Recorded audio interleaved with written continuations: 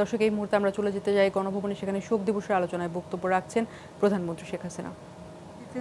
অথবা পরবর্তী খরচ করতেন এই সংগঠনের জন্য এবং নিজের জন্য, 1 টাকাও কোনোদিন খরচা করতে আমরা দেখিনি। সমস্ত চাওয়া পাওয়ার ঊর্ধ্বে ওঠে এই যে একেবারে নিবেদিত প্রাণ হয়ে তিনি যে আমার মা বাবার পাশে থেকেছেন, তাকে প্রেরণা জুগিয়েছেন, তাকে সমস্ত সাংসারিক ঝামেলা থেকে মুক্ত রেখে তিনি যে রাজনীতি করতে, সেই রাজনীতি থেকে যেন মনোনিবেশ করতে পারে, তিনি যে দেশের স্বাধীনতা চাইতেন, সেই স্বাধীনতার কাজ যেন তিনি সঠিকভাবে করতে পারেন, সে ব্যাপারে আমার মায়ের এক অনবদ্য ভূমিকা রয়েছে। এটা খুব বিরল, কারণ আমরা এমনকি শুধু যে আমাদের ব্যাপারে তা না, যখন সকল নেতারা বন্দী হতো, আমাদের নিজেদের সংসার কিভাবে চলবে সেটা যেমন দেখতেন, আবার অন্য অন্য নেতার বাড়িতে তাদের স্ত্রীরা কেমন আছে, বাচ্চারা কেমন আছে, বাজার করতে পারে কিনা, বাজারে টাকা পৌঁছে দেওয়া, সেটাও কিন্তু তিনি দায়িত্ব পালন করতেন। আওয়ামী লীগের কোনো নেতাকর্মী অসুস্থ হলে তার চিকিৎসার ব্যবস্থা করা, সেটাও তিনি দেখতেন। ঠিক আমি বলবো যে আমার বাবা বোধহয় এরকম একজন সঙ্গী পেয়েছিলেন বলেই তিনি সম্পূর্ণভাবে নিবেদিত প্রাণ হয়ে দেশের সেবা করতে পেরেছিলেন, যেটা খুব ইতিহাসে অনেক বিরল ঘটনা। তাই ছাত্রলীগ প্রতি বছর শোক দিবস পালন করে এবং এই শোক দিবসে ছাত্রলীগ সবসময় আমার মায়ের কথা স্মরণ করে এবং এই দিবসটা তাকে উদ্দেশ্য করেই পালন করা হয়। সেজন্য ছাত্রলীগকে আমি আন্তরিক ধন্যবাদ জানাচ্ছি। কারণ আমাদের যা কিছু প্রাপ্তি বাংলাদেশের মানুষের, এখানে আমি মনে করি আমার মা যদি এভাবে না দাঁড়াতেন তাহলে হয়তো বাংলাদেশ স্বাধীন হতো কি না। কিন্তু তিনি খুব দৃঢ় সংকল্পবদ্ধ ছিলেন যে দেশ স্বাধীন হবে এবং কখনো নিজের কথা তিনি ভাবেননি। 6 দফা দেবার পর পাকিস্তানে থেকে অনেক নেতারা, সেখানে আওয়ামী লীগের সংগঠন ছিল নিখিল পাকিস্তান আওয়ামী লীগ, অনেকেই ঢাকায় এসেছে। 6 দফার পরিবর্তে 8 দফা, আমাদের আওয়ামী লীগের অনেক সিনিয়র নেতারা, অনেক নেতারাই 8 দফার প্রতি ঝুঁকে পড়েছে এবং সেই সময় আমাদের বাসায় মিটিং হয়েছে। সেখানে আমার মার একটাই কথা ছিল যে যিনি 6 দফা দিয়ে গেছেন তিনি আজ কারাগারে, ওই 6 দফার একটা দাড়ি কমা সেমিকোলন এদিক ওদিক হবে না, 6 দফা 6 দফাই থাকবে। তিনি কিন্তু কোনো সংগঠনের কোনো দায়িত্ব ছিলেন না, কিন্তু তার মতামতের একটা দাম ছিল আলাদা। তার এই ঘোষণার পর আমি জানি আমাদের অনেক চাচারা খুব নাখুশ হয়েছিলেন, অনেকে আমাদের সঙ্গে কথাও বলেছেন এ ব্যাপারে যে উনি কী বলছেন, ভুল করছেন। তাহলে উনি ভুল করেননি, যেটা বলছে সেটাই আছে, ঠিক আছে, 6 দফা তো 6 দফাই হবে। যখন আগরতলা ষড়যন্ত্র মামলা দেওয়া হলো, সেই ষড়যন্ত্র মামলার সময়ও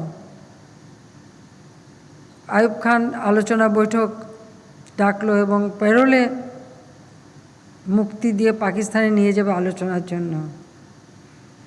আমাদের নেতা অনেকেই সেজে গুজে সেই ক্যান্টনমেন্টে তারা গেলেন আমার আব্বাকে বোঝাতে যে এই পেরোলে যাওয়া উচিত, আইয়ুব খান বসে আছে ওনার সঙ্গে মিটিং করতে।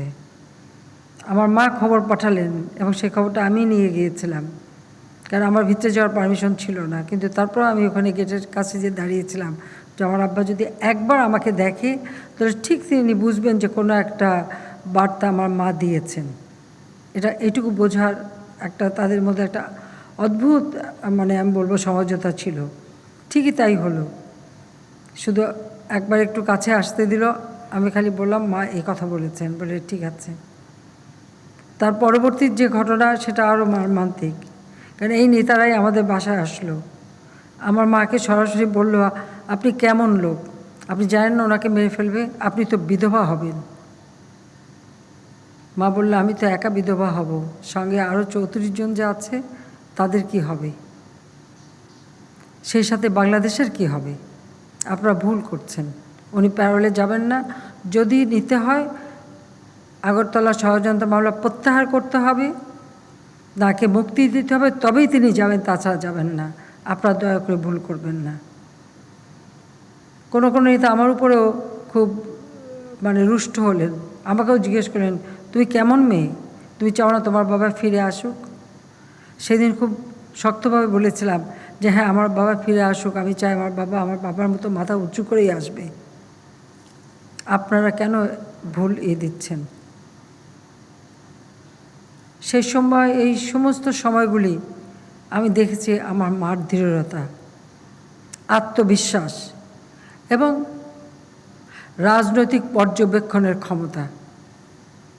কারণ মাঠের মানুষ কি চায় সেটা তিনি খুব ভালো করে বুঝতেন, এবং সেই সংযোগটা সবসময় তার ছিল সংগঠনের মাধ্যমে। বাংলাদেশ আওয়ামী লীগ, ছাত্রলীগ, মহানগর আওয়ামী লীগের মাধ্যমে তিনি সবসময়, এবং সারা বাংলাদেশে সাধারণ নেতা কর্মীদের যে যোগাযোগ, তার মাধ্যমে তিনি কিন্তু মানুষের এই পালসটা ভালো করে বুঝতে পারতেন। এবং তিনি যেটা বললেন সেটাই হলো। 21শে ফেব্রুয়ারি 1969 সালে আগরতলার ষড়যন্ত্র মামলা আইয়ুব খান প্রত্যাহার করে। 22শে ফেব্রুয়ারি বঙ্গবন্ধু শেখ মুজিবকে মুক্তি দেয়।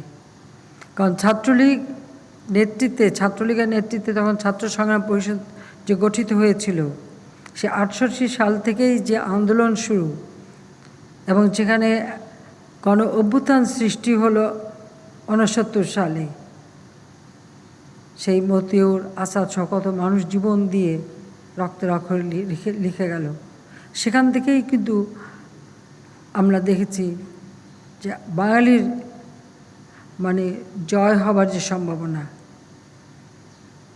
বঙ্গবন্ধুকে তো আগরতলা ষড়যন্ত্র মামলার সময়ও হত্যা করার পরিকল্পনা নেওয়া হয়েছিল, এবং সেই পরিকল্পনার অংশ হিসেবে জহুরুল হক, সার্জেন্ট জহুরুল হক, তাকে ওই বন্দি দশায় হত্যা করা হলো।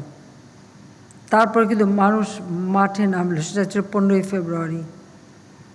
প্রতিবাদের সমগ্র বাংলাদেশ উত্তাল, এবং তারই পর্যায়ে কিন্তু বঙ্গবন্ধুকে মুক্তি দিতে বাধ্য হলো। এবং সেই যে মিলিটারি কোর্ট বসানো হয়েছিল, সেই কোর্টের প্রধান যিনি বিচারপতি সহ সমস্ত ছাত্র সমাজ যে সেখানে আগুন জ্বালালো, সারা দেশ তখন আন্দোলনে উত্তাল। এবং এরপর 70-এর নির্বাচন। পাকিস্তানিদের একটা ধারণা ছিল, তখনও কিন্তু এই দেশে সেই মুসলিম লীগ সহ অনেকগুলি রাজনৈতিক দল মিলে একটা 20 দলীয় ঐক্যজোট করেছিল আওয়ামী লীগের বিরুদ্ধে।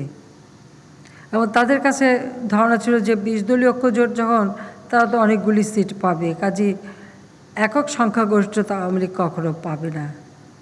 কিন্তু বঙ্গবন্ধু শেখ মুজিব জানতেন, এবং তিনি বলেছেন যে মাত্র 2টা সিট আমি হারাতে পারি, বাকি সবই আমি পাবো। ঠিক রেজাল্ট তাই এসেছিল।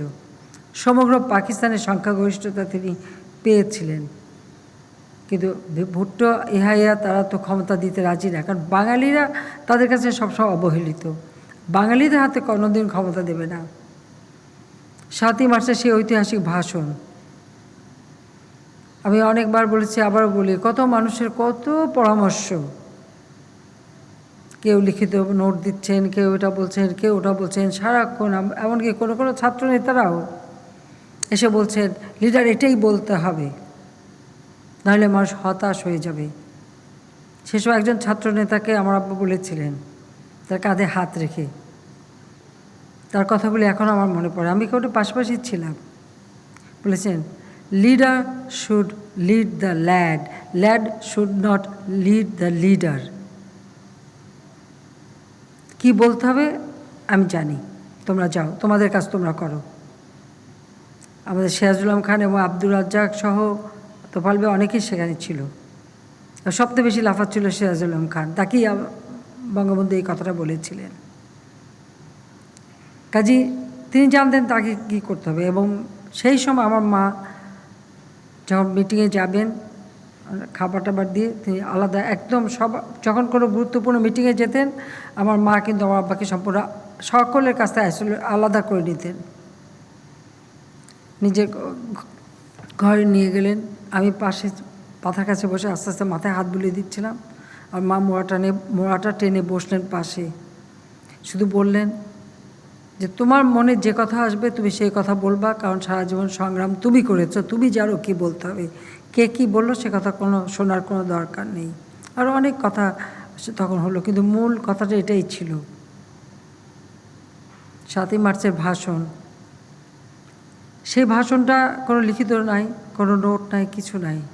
কিন্তু সেই ভাষণটাকে যদি আমরা পর্যালোচনা করি, বাঙালির বঞ্চনার ইতিহাস যেমন তিনি বলেছেন, আত্মত্যাগের ইতিহাস বলেছেন, অত্যাচার নির্যাতনের ইতিহাস বলেছেন, এবং ভবিষ্যতে কী করণীয়, অর্থাৎ গেরিলা যুদ্ধ করতে হলে কী কী করতে হবে সেই নির্দেশনাও যেমন তিনি দিয়েছেন, এবং ভবিষ্যতে বাংলাদেশ কেমন হবে তাও তিনি বলে গিয়েছিলেন। আমাদের মহান মুক্তিযুদ্ধ চলাকালীন সময়টাই ছিল সকলের প্রেরণা। স্বাধীনতার ঘোষণা নিয়ে অনেকের অনেক কথা ছিল, সেখানে আরও অনেক কাহিনী আছে। আজকে এত সময় নিয়ে আমি অনেক সময় বলেছি, আরও বলবো, বা আমি লিখেছিও এর উপরে। আমার মনে হয় ছাত্ররা এটা পড়া উচিত। সেই সাথে আমি ছাত্রদেরকে বলবো, বঙ্গবন্ধু শেখ মুজিবের বই অসমাপ্ত আত্মজীবনী, আমার দেখা নয়া চীন, আর নয়া চীন তিনি ভ্রমণ করেছে 52 সালে, বইটা লিখেছিলেন 54 সালে। আর তারপরে কারাগারে রোজ নামচা, এই বইগুলি পড়লে পরে কতই বা বয়স তার তখন, কিন্তু সেই বয়সে সেই 52 সালে তিনি চীন দেখতে গেছেন, চীনের কী না দেখেছেন, কিভাবে তিনি ব্যাখ্যা করেছেন প্রত্যেকটা ক্ষেত্রে। ঠিক সেইভাবে অসমাপ্ত আত্মজীবনীতে যে ইতিহাসটা আমরা পাই। পাশাপাশি কারাগারের রোজ নামচাটা সম্পূর্ণ 66 সাল থেকে 68 সাল, 6 দফার দেওয়ার পরের ঘটনাগুলি। আর সেই সাথে আরেকটি বিষয়, আমি আনন্দিত যে আমাদের ছাত্রলীগের নেতা সাধারণ সম্পাদক এটা উল্লেখ করেছে এবং সভাপতি তারা দেখেছে যে বঙ্গবন্ধু শেখ মুজিবের বিরুদ্ধে পাকিস্তানি গোয়েন্দা সংস্থার যে রিপোর্ট,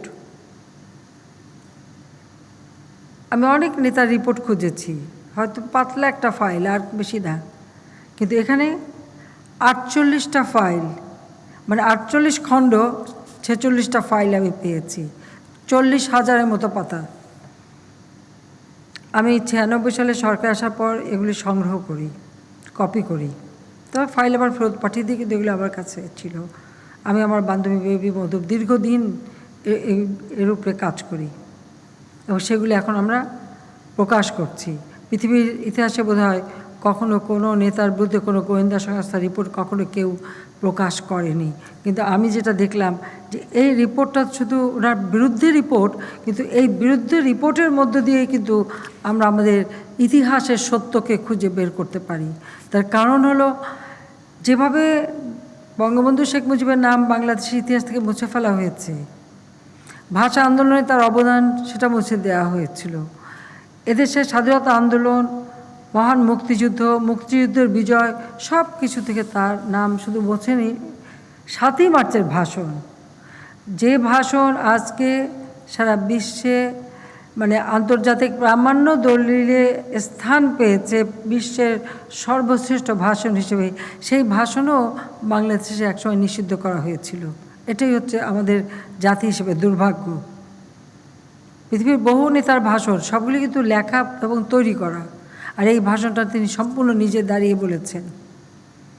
অথচ সেই ভাষণ বাঙালি আমাদের প্রজন্মের পর প্রজন্ম এক সময় জানতে পারি, শুনতেও পারিনি। আমাদের কত আওয়ামী লীগ ছাত্রলীগের নেতাকর্মী এই ভাষণ বাজাতে গিয়ে জীবন দিয়েছে। জহুরুল্লাহ খালের ভিপি ছিল আমাদের চূর্ণ, তাকে তো মেরেই ফেলে দিল খালেদা জিয়া শুধু এই ভাষণটা বাজানোর দায়। কাজে এই যে আন্দোলন সংগ্রামের মধ্য দিয়ে একটা দেশকে এগিয়ে নিয়ে মানে স্বাধীন করা, এবং এই 7ই মার্চের ভাষণটা যে একটা প্রেরণা, যার মধ্যে গেরিলা যুদ্ধের সমস্ত মানে মূল বিষয়গুলি সব জানিয়ে দেওয়া, এবং এরপর 25শে মার্চ যখন পাকিস্তান হানাদার বাহিনী আমাদের আক্রমণ করলো নিরস্ত্র বাঙালির উপর, ঠিক তারপরেই কিন্তু জাতির পিতা স্বাধীনতার ঘোষণাটা প্রচার করা হয়। কারণ এখানেও ছিল আক্রমণকারী কে হবে। এই সব সময়গুলি হচ্ছে সব থেকে কঠিন সময়। এখানে যদি একটু সময়ের ভুল হয় তাহলে কিন্তু আর সাফল্য অর্জন করা যায় না। কিন্তু তিনি জানতেন কখন কোনটা বলতে হবে, কী সিদ্ধান্ত দিতে হবে। কিন্তু তিনি যখন এই ঘোষণা দিলেন, স্বাধীনতার ঘোষণাটা যখন আমাদের তখন ইপিআর এবং পুলিশের ওয়্যারলেসের মাধ্যমে সমস্ত পৌঁছে দিলেন, এবং পুলিশের ইপিআরের মাধ্যমে এটা প্রচার করা হলো, আর পুলিশের ওয়্যারলেসের মাধ্যমে প্রত্যেক জেলায় জেলায় এই মানে স্বাধীনতার ঘোষণাটা পৌঁছে গেল। এবং আওয়ামী লীগের যে সংগ্রাম কমিটি 7ই মার্চের ভাষণে তিনি যে নির্দেশ দিয়েছিলেন, সেই সংগ্রাম কমিটির সদস্যরা সেই ঘোষণাটা সেগুলি সংগ্রহ করে সারা বাংলাদেশব্যাপী এটা প্রচার করলো। আওয়ামী লীগের নেতারা, ছাত্রলীগের নেতারা তারা এটা প্রচার করলো, মানুষকে জানালো যে স্বাধীনতা ঘোষণা দিতেছে, আজকে আমরা স্বাধীন। এরপর তো পাকিস্তানি হানাদার বাহিনীর আক্রমণ যখন জেলা এবং গ্রাম পর্যায়ে চলে গিয়েছিল, কিন্তু তার মধ্যে এই খবরটা সব জায়গায় পৌঁছে গিয়েছিল। যে এভাবেই কিন্তু প্রত্যেকটা পদক্ষেপ তিনি নিয়েছিলেন, আর সব কিছুর পাশে সবসময় আমার মা ছিলেন। 75-এ এই জন্য যখন রাষ্ট্রীয় ক্ষমতার জন্য রাষ্ট্রপতিকে হত্যা করে, কিন্তু একটা গোটা পরিবারকে হত্যা করে নিশ্চিহ্ন করে দেওয়া।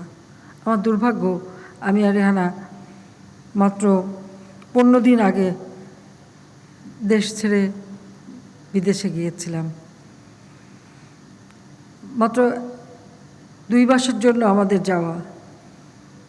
তারপরে একদিন আমরা শুনলাম আমাদের কেউ নেই, আমরা নিঃস্ব, সব আমাদের শেষ। বিদেশে আমাদেরকে রিফিউজি হিসেবে থাকতে হলো। 6টা বছর পর আমি যখন আওয়ামী লীগ আমাকে সভাপতি নির্বাচিত করলো, আমি ফিরে এলাম। অনেক বাধা অতিক্রম করে আসতে হয়েছে। আমি আসার পরে জিয়াউর রহমান কিন্তু আমাকে 32 নম্বরে ঢুকতে দেয়নি। আমি যে 32 নম্বরে মিলাদ পড়বো বা দোয়া করবো সেটাও দেয়নি, তালা চাবি দেওয়াই ছিল। কিন্তু এই 15 আগস্টের হত্যাকাণ্ড, সেই সাথে সাথে কিন্তু মানে মিথ্যা বানোয়াট কুৎসা রটনা, নানা ধরনের কথা। এবং আমরা কি দেখলাম, স্বাধীনতা বিরোধী যারা, পরাজিত শক্তি যারা, পাকিস্তানিদের দোসর যারা ছিল, আলবদর রাজাকার যারা বানিয়েছিল, তারাই কিন্তু ক্ষমতায় আসলো। আর বেঈমান মুনাফিকি করলো খন্দকার মোস্তাক রাষ্ট্রপতি হওয়ার লোভে, আর জিয়াউর রহমান তার দোসর কর্নেল ফারুক রশিদ তাদের মানে আসল তাদের হাতের লোক, যাদের মাধ্যমে এই ঘটনা 15 আগস্ট ঘটানো হলো। এবং কর্নেল ফারুক আজকে বিএনপি যতই গলাবাজি করুক, সত্যকে তারা চাপা দেবে কীভাবে? কর্নেল ফারুক আর রশিদ বিবিসির অ্যান্থনি মাসকারনাহাসের সাথে যে ইন্টারভিউ দেয়, সেখানে তারা নিজেরাই বলছে যে জিয়া তাদের সাথে ছিল, জিয়া তাদেরকে এগিয়ে যেতে বলছে এবং জিয়া তাদেরকে সব রকম সহযোগিতা করেছে। কাজে বিএনপি এখন এটা অস্বীকার করতে পারে না। এটা তো যারা খুনি তাদের মুখেরই কথা। এবং পরবর্তীতে আরও অন্যান্য খুনিদের তাদের যে বিভিন্ন জবানবন্দিতে পেয়েছেন যে কীভাবে জিয়া তাদের সাথে ছিল। এবং এটা তো আরও স্পষ্ট যে খন্দকার মোস্তাক রাষ্ট্রপতি হলো একেবারে সম্পূর্ণ ইলিগালি, মানে অবৈধভাবে, আবার জিয়ারে বানালো সেনাপ্রধান। তো বেঈমানরা কখনো বেশি দিন থাকতে পারে না। মোস্তাককে যখন বিদায় নিতে হলো, আর জিয়ার হাতে কারাগারে 4 নেতা হত্যা হলো, এবং আমাদের যে মুক্তিযোদ্ধা যত অফিসার ছিল সেনাবাহিনীতে, আমাদের ব্রিগেডিয়ার হুদা, হায়দার, খালেদ মোশাররফ থেকে শুরু করে সমস্ত যারা মুক্তিযুদ্ধে তাদের এক একটা অবদান ছিল, এক এক করে জিয়াউর রহমান সবাইকে হত্যা করেছে। ছাত্র সমাজের হাতে অস্ত্র তুলে দিয়েছে, মেধাবী ছাত্র এক হাতে পুরস্কার দিয়েছে, আর এক হাতে অস্ত্র অর্থ তুলে দিয়েছে, তাদেরকে ব্যবহার করেছে। তাদেরকে বিভিন্নভাবে সেই হজে নেওয়ার জন্য বঙ্গবন্ধু কিনলেন জাহাজ, কি হিজবুল বাহার, আর সেই জাহাজে প্রমোত্তরী হিসেবে ব্যবহার করলো জিয়াউর রহমান, আমাদের ছাত্রছাত্রীদের নিয়ে সেখানে প্রমোত্তরী করলো। এইভাবে ছাত্র সমাজকে পর্যন্ত ধ্বংস করেছে। বহু মেধাবী ছাত্র তাদের হাতে অস্ত্র অর্থ দিয়ে তাদেরকে বিপদে ঠেলে দিয়েছে। একটা জাতিকে ধ্বংস করার যা যা করার তাই করে গিয়েছিল। ঠিক একই চিত্র আমরা দেখেছি খালেদা জিয়া। সে ধমক দিল ছাত্রদলই আওয়ামী লীগকে সোজা করতে নাকি যথেষ্ট। আর আমরা ছাত্রলীগের হাতে তুলে দিয়েছিলাম আমি খাতা কলম, যে না, ছাত্রদেরকে পড়াশোনা করতে হবে, মানুষের মতো মানুষ হতে হবে, স্বাধীন বাংলাদেশের উপযুক্ত নাগরিক হয়ে নিজেদের গড়ে উঠতে হবে। তো বাংলাদেশের ইতিহাসটাই হচ্ছে একটা রক্তাক্ত ঘটনার মধ্য দিয়ে।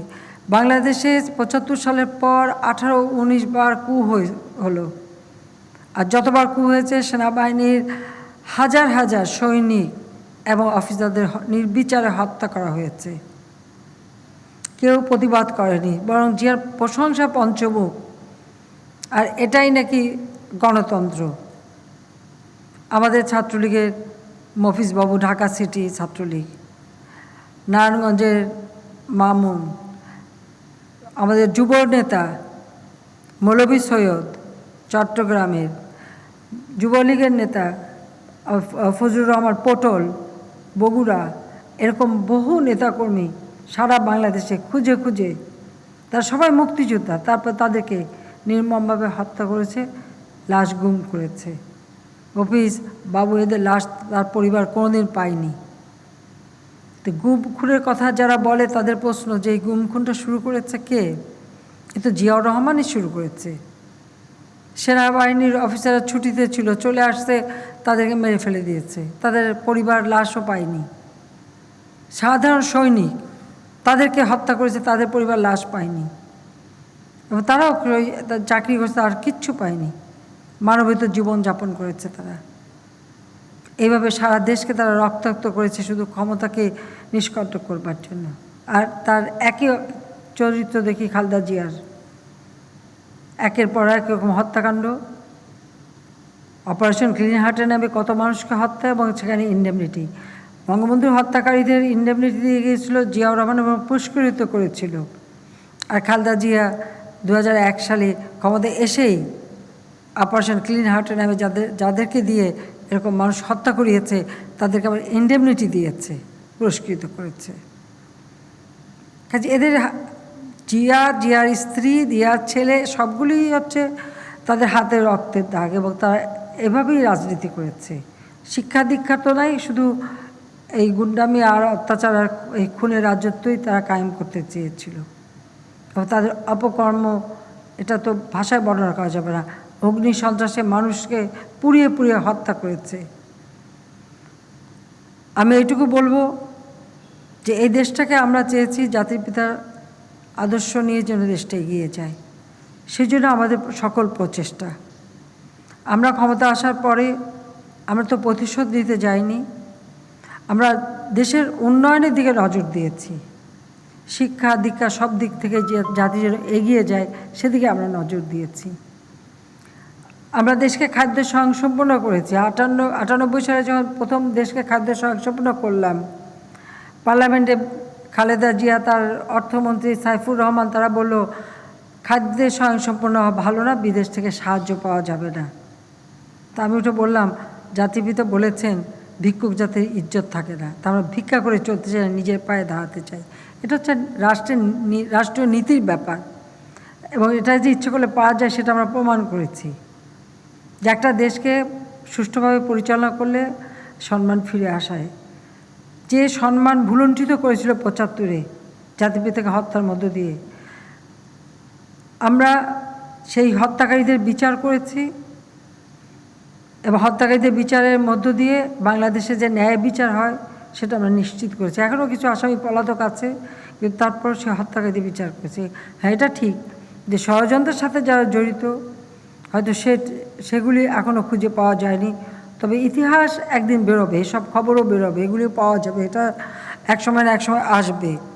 যা আমি এটুকুই বলবো যে আজকে জাতির পিতাকে হত্যা করে তারা ভেবেছিল যে তার নাম মুছে ফেলবে, আমাদের বিজয়ের ইতিহাস মুছে ফেলবে, লাখো শহীদের রক্তের যে মহান ত্যাগ সেটা মুছে ফেলবে, আমার লাখো মা বোনেরা তাদের উপর যে কী নির্মম অত্যাচার হয়েছে সে কথাও তারা মুছে ফেলবে। বাংলাদেশটা একটা আদর্শহীন, কোনো দিকহারা এরকম অবস্থায় চলবে। অর্থাৎ জাতিপিতা যে স্বাধীনতাটা দিয়ে গেছেন সেটা যে অর্থবহ হলে এদেশের মানুষ যে দারিদ্র্যের হাত থেকে মুক্তি পাবে, শিক্ষায় দীক্ষায় এদেশের মানুষ যে মাথা উঁচু করে চলবে, সেই সম্ভাবনা সম্পূর্ণ ধূলিসাৎ করতে চেয়েছিল। যে আদর্শের উপর ভিত্তি করে দেশ স্বাধীন, সে আদর্শটাই তারা নষ্ট করতে চেয়েছিল। বাংলাদেশের জনগণের কাছে আমি কৃতজ্ঞ যে তারা ভোট দিয়ে তাদের সেবা করার সুযোগ দিয়েছে। আমি জানি আমার মতো সবজন হারা বা বেদনা নিয়ে কখনো কারো পক্ষে কাজ করা সম্ভব না, কিন্তু আমার ভিতরে একটা জিনিস কাজ করে যে আমার বাবারে দেখেছি সারাটা জীবন যে কষ্ট করেছেন তিনি, আমার মা যে কষ্ট করেছে, বা প্রত্যেকে আওয়ামী লীগের অগণিত নেতাকর্মী তাদের পরিবার দিনের পর দিন যে কষ্ট করেছে এই দেশের মানুষের জন্য, যে দেশের মানুষকে একটা সুন্দর জীবন দেবে, আজকে সেই কাজগুলি সম্পন্ন করতে দেয়নি। মাত্র 3.5 বছরের মতো যুদ্ধবিধ্বস্ত দেশ তিনি গড়ে তোলেন। পৃথিবীর কোনো দেশে কোনো নেতা এভাবে পারেনি যে এত অল্প সময়ের মধ্যে একটা যুদ্ধবিধ্বস্ত দেশ, সেই দেশটাকে সেই যুদ্ধের ভয়াবহতা কাটিয়ে উঠে উন্নয়নের দিকে এগিয়ে নিয়ে যায়। সেটা কিন্তু কোনো দেশ পারবে না। বঙ্গবন্ধুর মতো বলিষ্ঠ নেতৃত্ব ছিল বলেই এটা সম্ভব হয়েছিল। আজকে রাষ্ট্র পরিচালনা করতে যে যখন যেখানে যে আইন যা দেখি সব কিছুর ভিত্তি তো তিনি রচনা করে দিয়ে গেছেন, কোনো কিছু বাদ দেননি।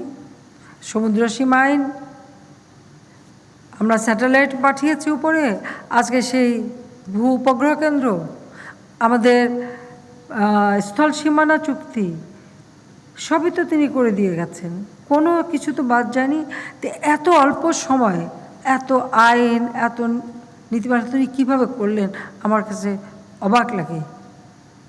কিন্তু সব কিছু থামাচাপা দেওয়া ছিল। জিয়াউর রহমান ক্ষমতা এসছে, এরশাদ এসছে, খালেদা জিয়া এসছে, ওই সমুদ্র সীমা আইন বা সমুদ্র সীমা আমাদের যে আছে এই অধিকারের কথা কি তারা কখনো বলেছে? বলেনি। স্থল সীমানা চুক্তি করে দিয়ে গেছেন, সেটাকে গোলামী চুক্তি হিসেবে বলা হয়েছে, কিন্তু সেই আমরা স্বাধীন দেশ, আমাদের তো একটা স্থল সীমানা লাগবে, সেটাও তো তারা করেনি।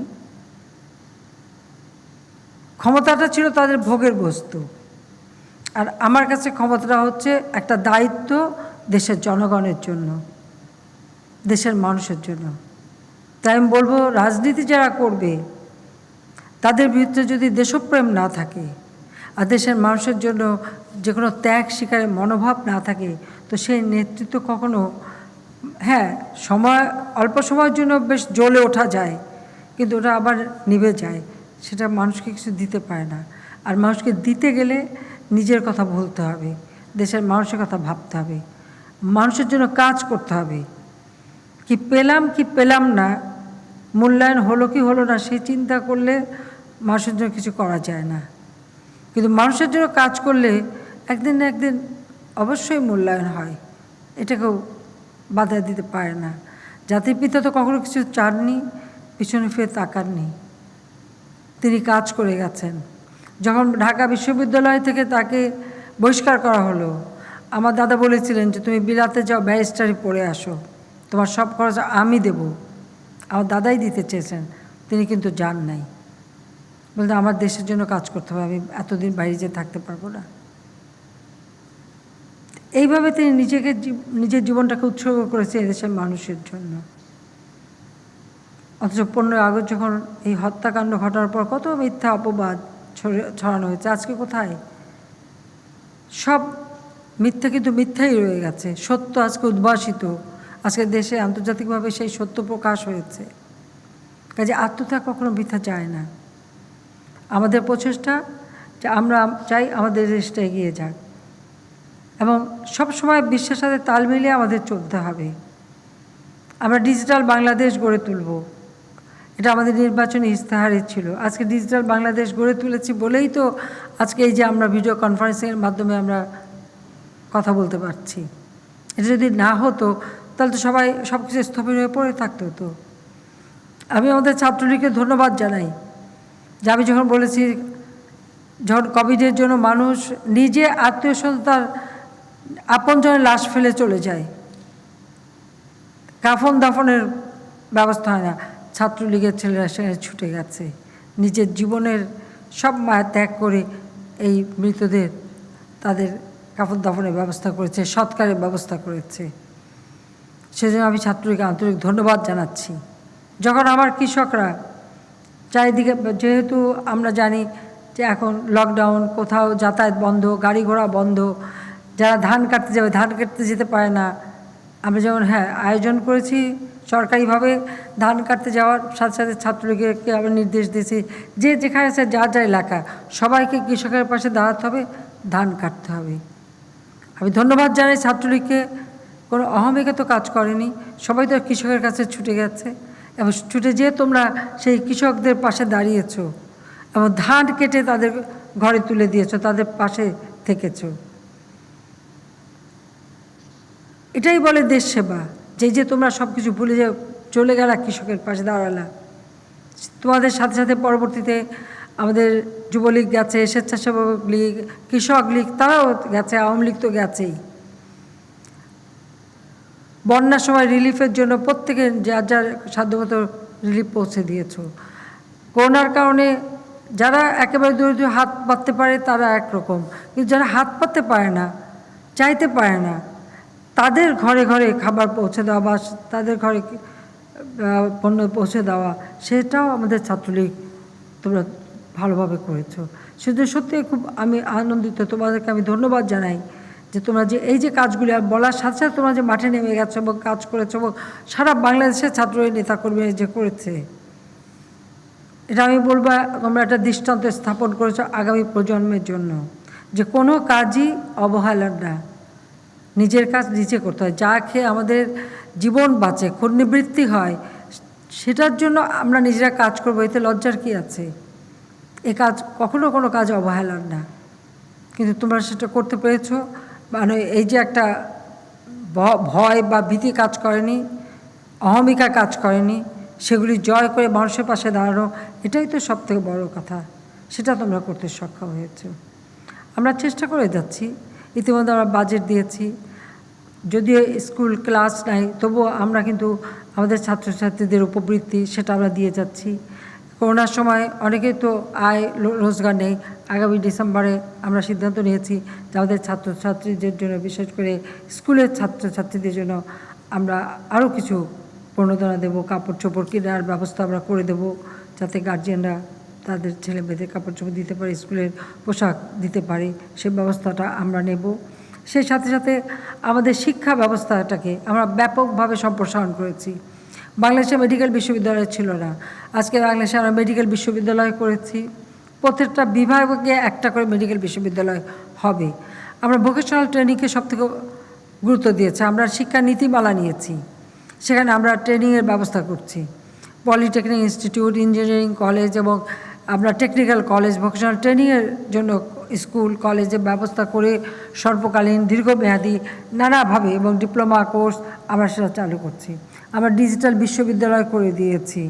আমরা ইঞ্জিনিয়ারিং কলেজ, এগ্রিকালচার ইউনিভার্সিটি কিন্তু খুব মাত্র একটা ছিল, আমি প্রথম টার্মে এসে আরও দুটো করি, এরপর আরও অনেকগুলি এগ্রিকালচার মানে আমরা কৃষি বিশ্ববিদ্যালয় তৈরি করে দিয়েছি, যেটা আমাদের সবথেকে বেশি প্রয়োজন।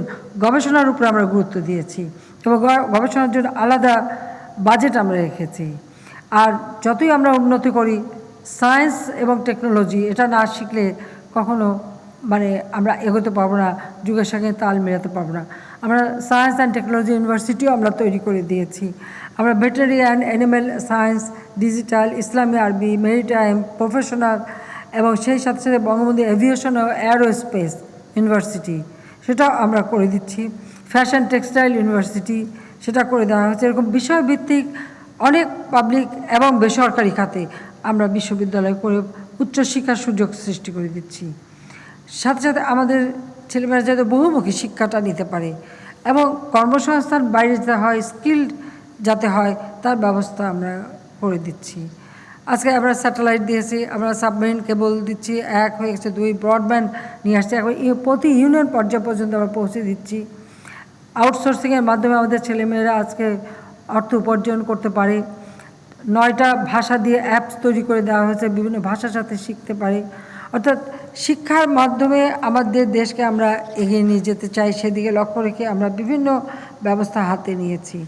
আমরা বিনা পয়সায় বই দিচ্ছে আমাদের ছাত্রছাত্রীদের। পৃথিবীর কোনো দেশ এত বই একসাথে দিতে পারে আমি জানি না, কিন্তু আমরা সেটা দিয়ে যাচ্ছি। কেন দিচ্ছি? কারণ শিক্ষা হচ্ছে যে কোনো একটা জাতির মেরুদণ্ড। শিক্ষা ছাড়া কোনো জাতি উন্নতি করতে পারে না। আর জাতি যখন শিক্ষিত হবে তখনই দেশ এগোবে। প্রথমবার সরকার আসার পরে উদ্যোগ নিলাম, মাত্র 45% শিক্ষা সাক্ষরতার হার ছিল।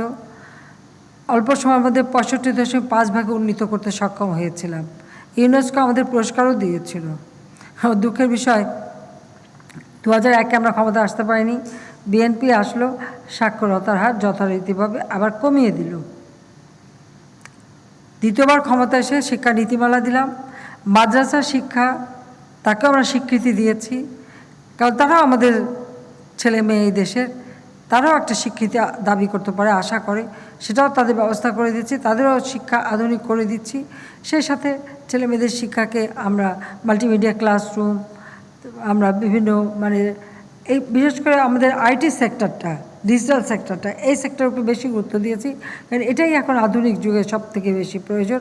এখানে কর্মসংস্থান যেমন হয়, আবার আমরা বিদেশি অর্থ উপার্জনও করতে পারি, আবার এই ডিজিটাল পদ্ধতিটার মাধ্যমেই কাজ করতে পারি। সেটা আজকে প্রমাণ হলো এই কোভিড-19 অর্থাৎ করোনা ভাইরাসের কারণে, যেখানে আমরা সম্পূর্ণ স্থবির হয়ে যেতাম, কিন্তু এই ডিজিটাল পদ্ধতির কারণেই কিন্তু আমরা আমাদের অর্থনীতির চাকা যেমন সচল রাখতে সক্ষম হচ্ছি, উন্নয়নের কাজও আমরা কিছু কিছু করে যেতে পারছি। যা সম্ভবই হচ্ছে শুধু এই কারণেই।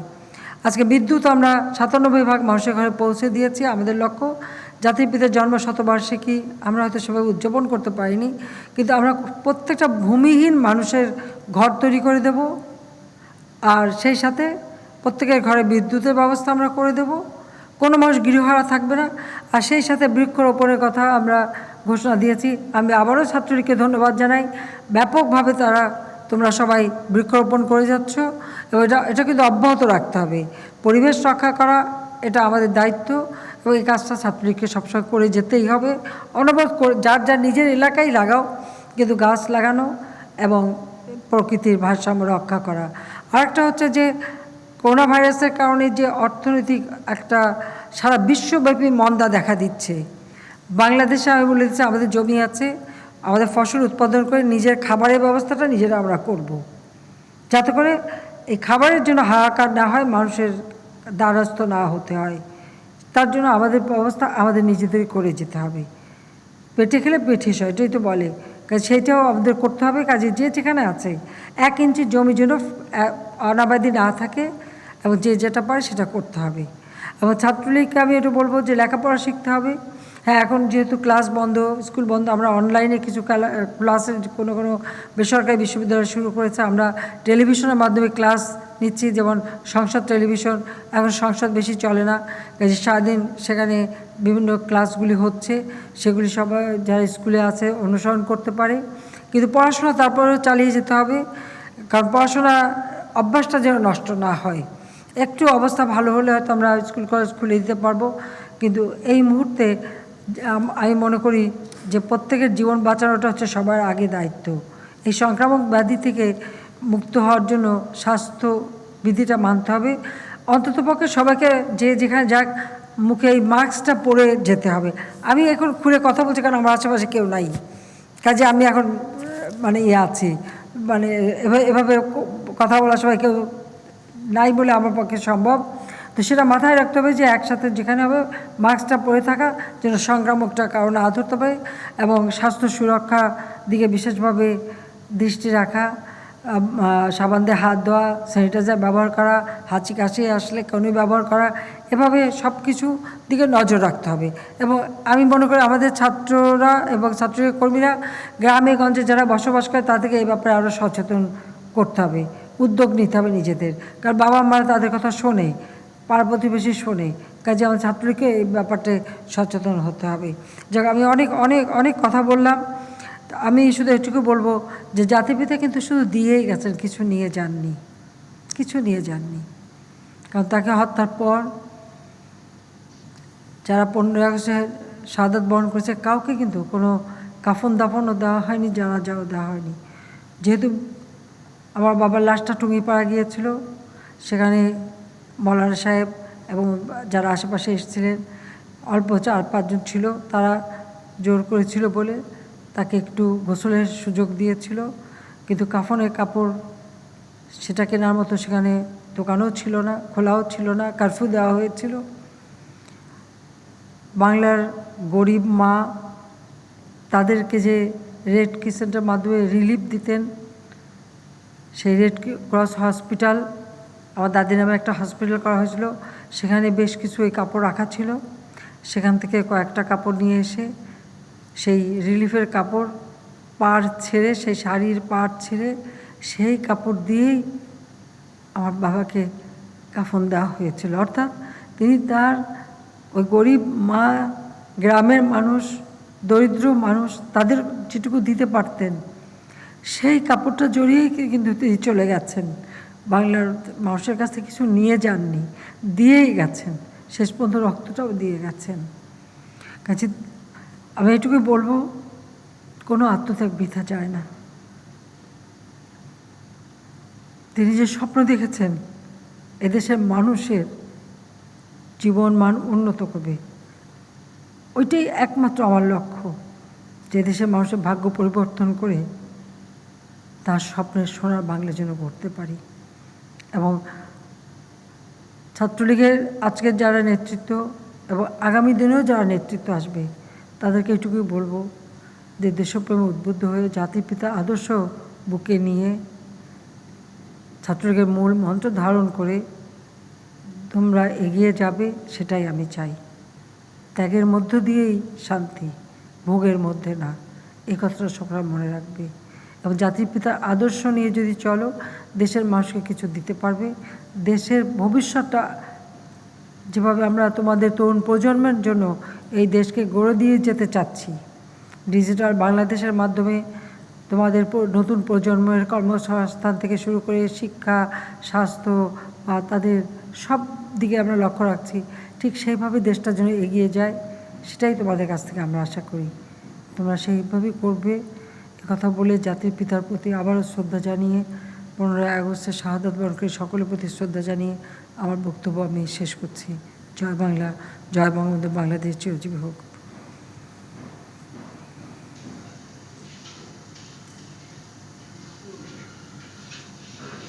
নেত্রী, বাংলাদেশ ছাত্রলীগের পক্ষ থেকে আমরা এতক্ষণ ছিলাম গণভবনে, সেখানে শোক দিবসের আলোচনা সভায় বক্তব্য রাখছিলেন প্রধানমন্ত্রী শেখ হাসিনা।